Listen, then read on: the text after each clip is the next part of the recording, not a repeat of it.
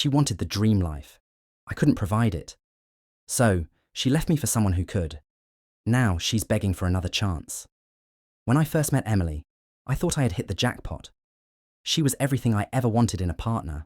Funny, kind, driven, and just had this energy about her that made you feel like you were the center of the world when she was around. We met at a friend's party, and what started as a casual conversation turned into hours of laughing and talking about everything: our goals, our families, our dreams for the future. At the time, I was working as a software developer, and she was building her career in marketing. We were both in our late 20s, figuring life out, and honestly, we clicked so effortlessly that I couldn't believe my luck. The early days of our relationship were amazing. We didn't need much to have fun.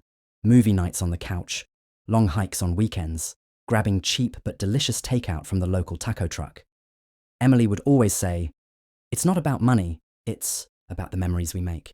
And I loved that about her. But then, things started to change. It wasn't overnight. It was gradual, like a slow shift in the tide. Emily got promoted at work, a big deal, and I was genuinely happy for her. With the promotion came a new circle of co-workers, and suddenly, she was spending time with people who lived a very different lifestyle than we did. They were older, more established, and married to wealthy partners. They'd go to exclusive restaurants, vacation in Bali or Paris, and come back with stories of shopping sprees and 5-star resorts. At first, Emily would come home from these, work dinners, and laugh about how extravagant it all was. "Can you believe so-and-so bought her husband a Rolex just because it was Tuesday?" she'd say. I thought nothing of it, just fun anecdotes from her day. But over time, the stories became less about them and more about us. "Do you ever feel like we're stuck?" she asked one night as we sat on the couch eating takeout. I was caught off guard. Stuck? I thought we were doing great. Sure, we weren't living like her co-workers, but we were happy, weren't we? "You know," she continued, "I just feel like we could be doing more, treating ourselves, living a little." At first, I brushed it off. Everyone compares their life to others now and then. It's human nature, right? But the comments kept coming, subtle at first, like suggesting we try out this amazing new restaurant her co-workers loved. Then less subtle, like asking why I didn't upgrade my car when I got my last bonus. I wanted to make her happy, so I went along with it.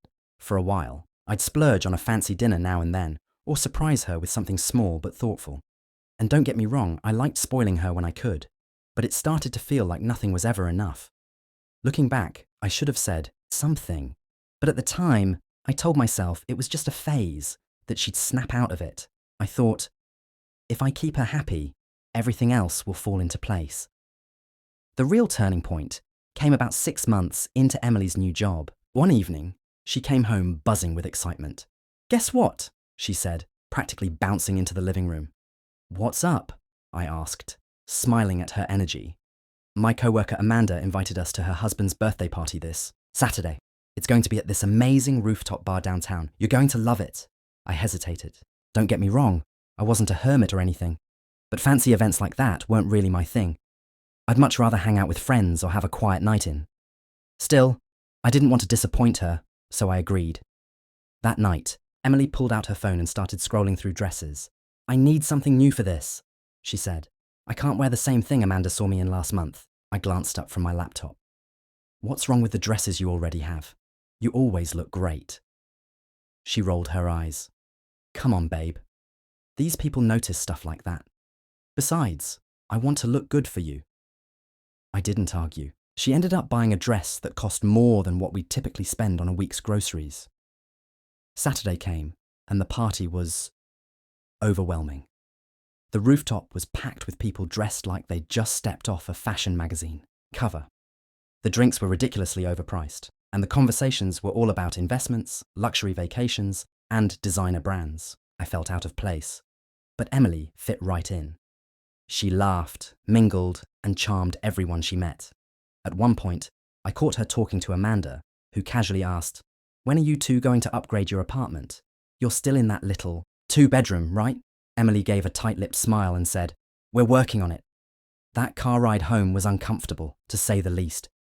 Emily was quiet at first, but as soon as we walked through the door, she let it out. "Did Did you hear what Amanda said tonight about our apartment? Yeah, I said, shrugging. Who cares what Amanda thinks? We're fine where we are. Emily sighed, rubbing her temples. You don't get it. It's not about Amanda. It's about us. Don't you ever want more, Jake? A bigger place, a nicer car, a better life? I frowned. Of course I do. But we have to be realistic. We're doing fine, Emily.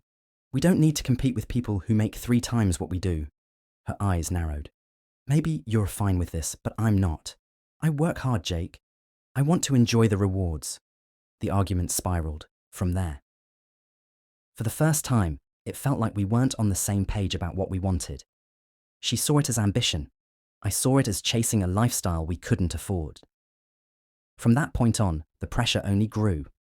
Emily started bringing up her friends' lives more and more, using them as benchmarks for what we should be doing. Weekend trips, luxury dinners, new gadgets. She wanted it all, and she wanted me to make it happen.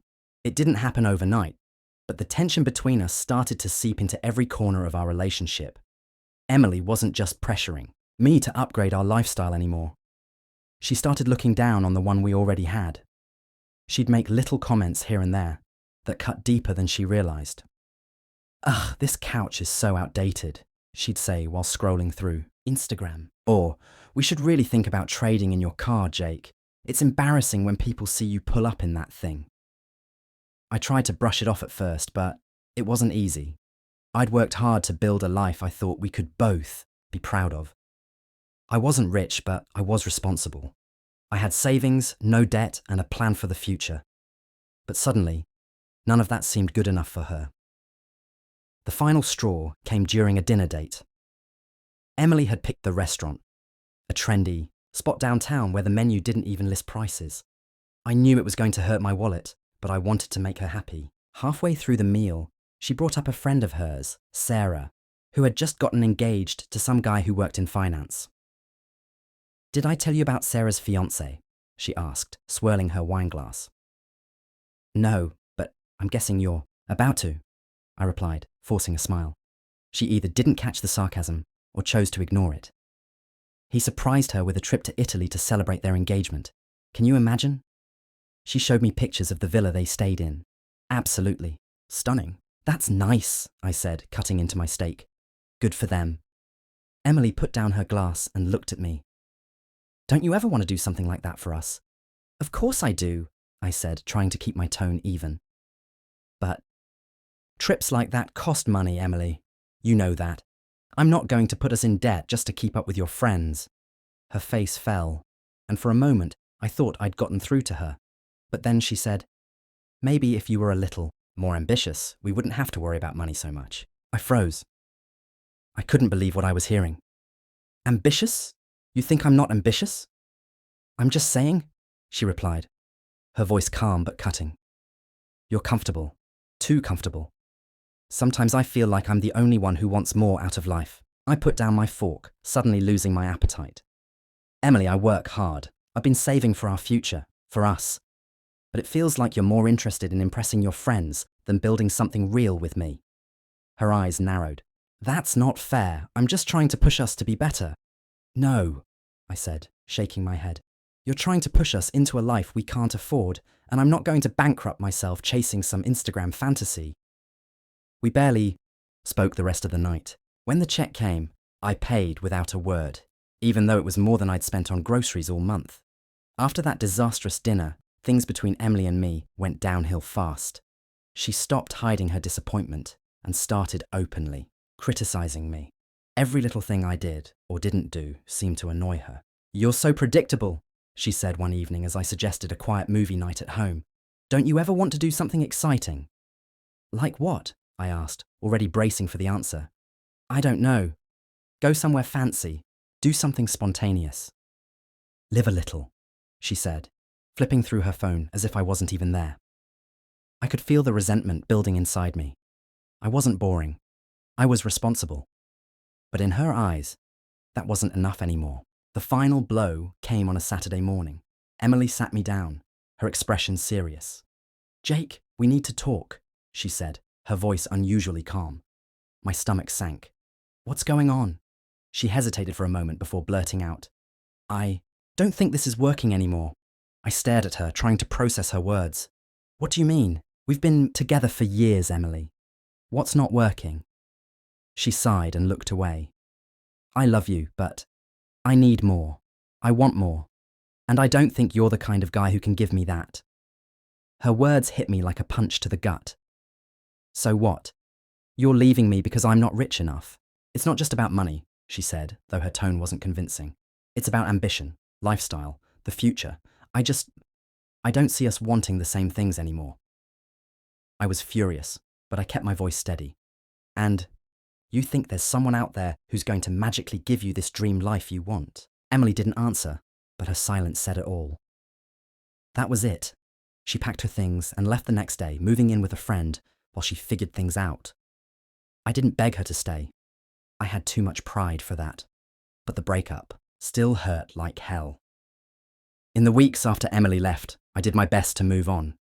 It wasn't easy. Everywhere I turned, there was some reminder of her favourite mug on the kitchen shelf, the blanket she always wrapped herself in on the couch, even her favourite show queued up on my Netflix.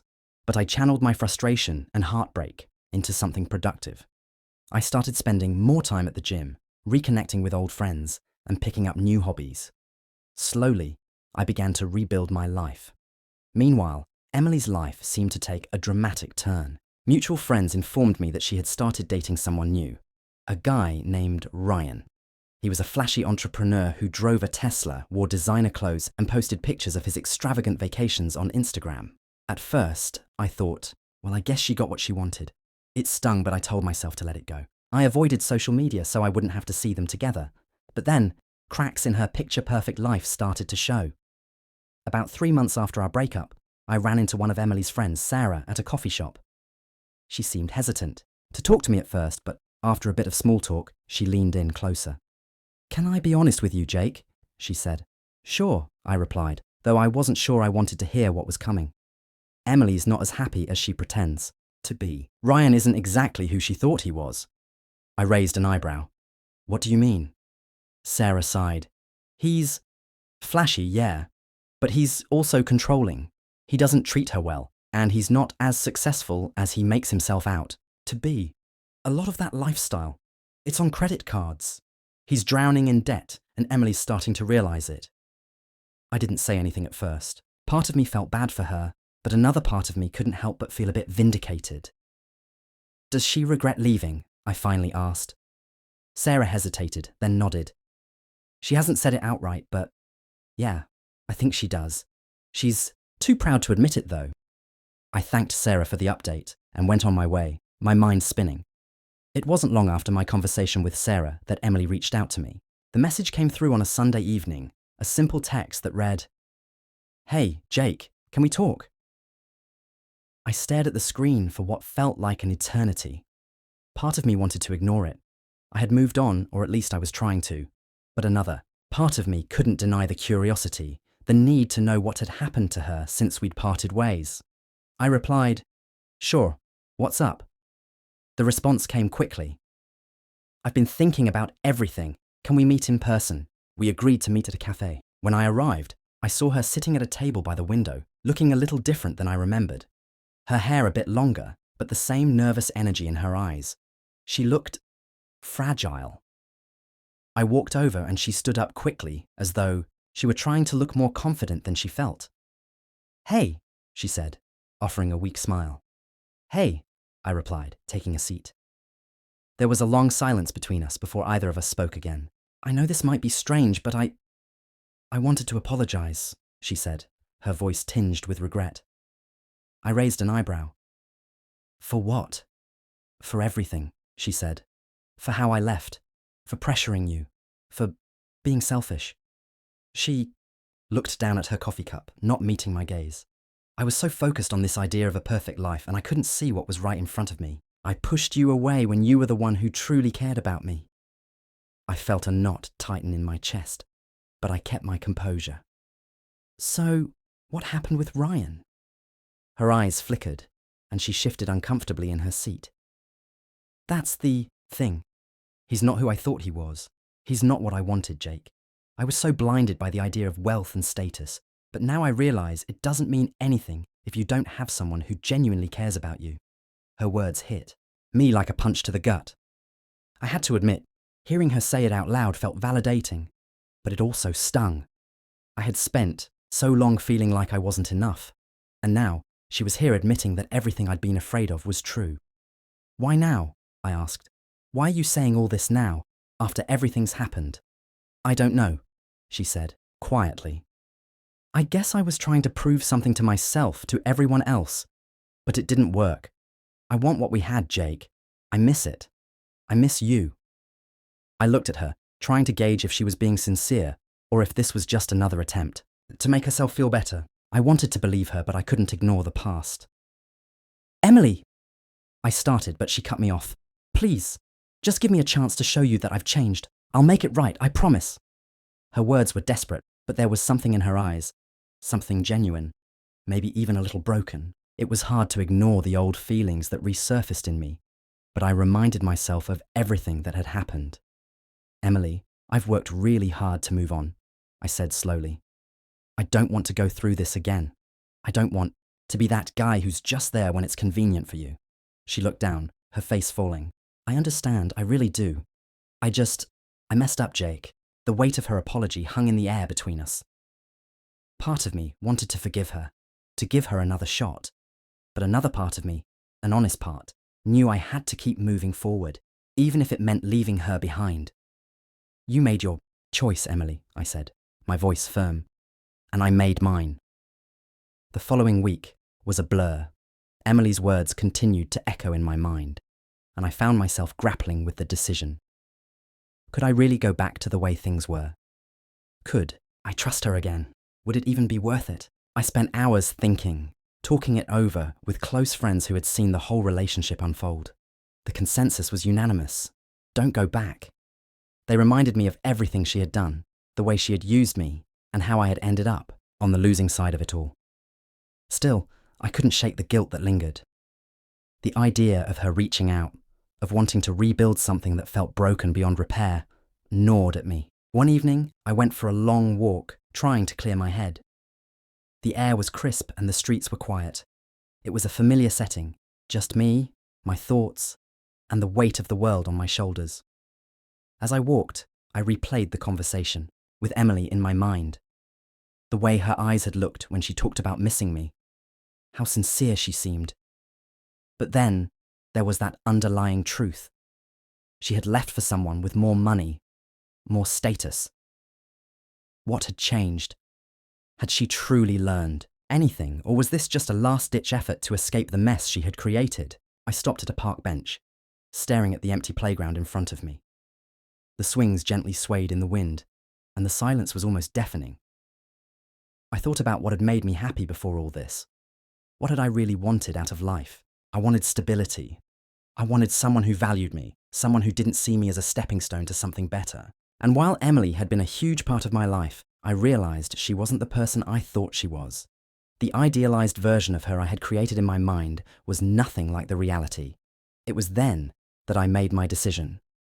I texted Emily the next day. I've thought it over and I think it's best if we move on. I'm not the person I was before, and neither are you. We both deserve better than this, and it's time to let go. There was no immediate response, but a few hours later, my phone buzzed. I could feel my heart race as I opened her message.